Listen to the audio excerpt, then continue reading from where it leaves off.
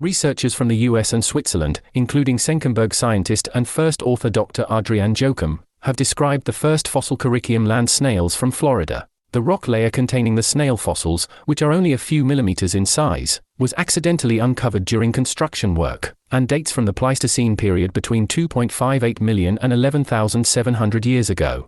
In their study, published in Zookeys, the scientists also describe a previously unknown Carychiid fossil species. The tiny snails of the genus Carychium with a maximum height of 2.5 millimeters and a width of 1.5 millimeters are known mostly east of the Mississippi River in the US and from eastern Canada, Mexico and Jamaica, as well as in sheltered humid habitats in Central America to Panama. However, unlike the extant species, fossilized thorn snails are rarely found east of the Mississippi River. In our recent field work, we have now provided the first fossil record of the genus in the southeastern United States, as well as the first fossil record ever for the species Carychium floridanum, explains Dr. Adrienne Jochum of the Senckenberg Research Institute and Natural History Museum in Frankfurt, and the Natural History Museum in Bern. During the construction of a track bed for the Bright Line Railroad, which will connect Port Canaveral with Orlando International Airport, civil engineers accidentally came across a 1-meter-thick layer of fossilized non-marine gastropods between two marine shell beds. This rock sandwich was formed during the Pleistocene, a geologic era characterized by repeated glaciations, climate changes, and fluctuations in water level that greatly influenced and shaped the region around present-day Florida. The shell layer is sandwiched between rock layers from the lower Pleistocene, 2.58 to 0.77 million years ago, and the upper Pleistocene, 140,000 to 120,000 years ago, and contains 14 freshwater and 28 terrestrial snail species.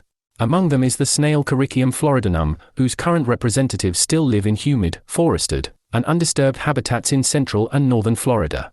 The researchers also described a new species, Carychium nashuense, which is less than 1.6 millimeters long and was previously unknown to science.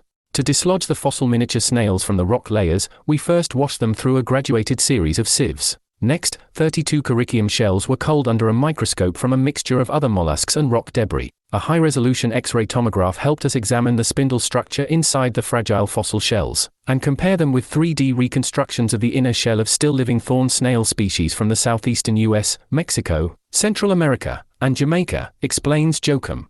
While the design of the inner shell structure of Carychium floridanum has changed little from the Pleistocene to the present, the shell structure of Carychium nashuense suggests a relationship with Central American Carychium relatives. We suspect that the spread of the snails occurred via birds, mammals, and reptiles, who transported the small snails in their guts, fur, or feathers to the wetlands from which the alluvial sediments in the rock layer we studied originated. The subsequent mixing with other members of the genus led to the emergence of new species, adds Jochum.